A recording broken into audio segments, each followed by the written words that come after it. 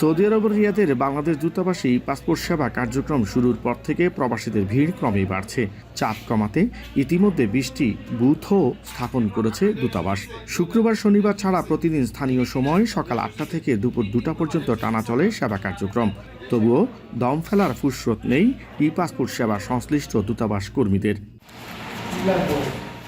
এর আগে দূতাবাস অনুমোদিত প্রবাসী সেবা কেন্দ্র ইডিসি কার্যালয় এসে 5 অথবা 10 বছর মেয়াদের ই পাসপোর্টের জন্য অনলাইনে আবেদন করতে পারছেন রেমিটেন্স যোদ্ধারা। সপ্তাহের 7 দিনে চালু রয়েছে এই সেবা কার্যক্রম। জন্ম নিবন্ধন, জাতীয় পরিচয়পত্র এবং পূর্বের পাসপোর্টের সাথে সব তথ্যের মিল থাকলেই আবেদন করতে পারছেন প্রবাসীরা। এরপর নির্ধারিত তারিখ ও সময়ে নির্দিষ্ট বুথে গিয়ে তুলতে হয় ছবি, দিতে হয় ফিঙ্গার। নিরবিচ্ছিন্ন সেবা পেয়ে খুশি প্রবাসীরা। ডায়রিয়া সহ যে কোনো পানি শূন্যতায় এসএমসি রোড স্যালাইন নিন। কেনার সময় প্যাকের গায়ে এসএমসি লোগো দেখে কিনবেন। ই পাসপোর্ট বানাতে আমার পুরাতন পাসপোর্ট সহ যত ডকুমেন্ট ছিল সব কিছু এবং ভোটার আইডি কার্ড, ইকামা সহ সব কিছু আমি এখন জমা দিয়েছি। ই পাসপোর্টের জন্য আবেদন করছি, সঠিকভাবে আমাদের আবেদন কমপ্লিট হয়েছে।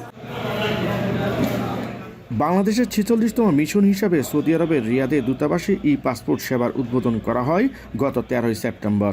দূতাবাসের তথ্য বলছে 2 অক্টোবর পর্যন্ত 681 জন প্রবাসী ই পাসপোর্টের জন্য আবেদন করেছেন।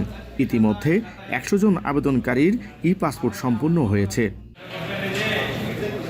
ছবি ও ফিঙ্গার নিশ্চিতের 1 মাসের মধ্যে যাতে প্রবাসীরা ই পাসপোর্ট বুঝে পান তা নিশ্চিতে কাজ করছে দূতাবাস। মোহাম্মদ জাহাঙ্গীর আলম হৃদয়, এখন সৌদি আরব।